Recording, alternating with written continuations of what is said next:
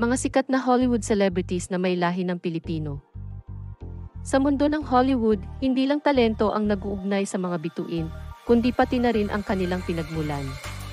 Marami sa kanila, hindi mo akalaing may dugong Pilipino.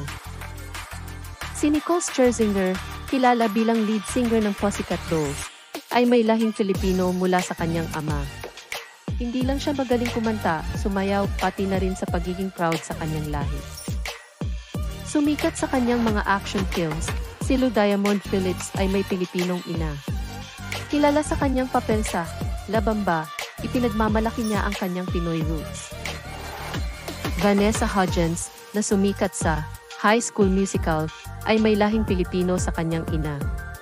Ang kanyang charm at talento ay namana niya mula sa kanyang Pilipinong ugat.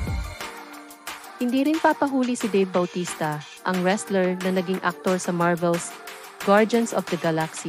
Proud siya sa kanyang Pinoy heritage mula sa kanyang ama. Isa pa sa listahan ay si Darren Criss, kilala sa Glee at American Crime Story, may dugong Pilipino mula sa kanyang ina. Ipinagmamalaki niya ang kanyang pinagmulan sa bawat pagkakataon.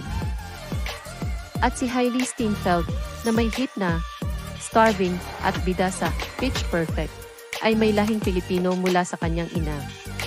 Hinahangaan siya hindi lang sa kanyang talento, kundi pati na rin sa kanyang pagkakakilanlan. Ang mga bituin na ito ay nagpapakita na ang talento at galing ay walang kinikilalang lahi. Pinatutunayan nila na ang dugo ng Pilipino ay dugo ng kahusayan at pagmamalaki.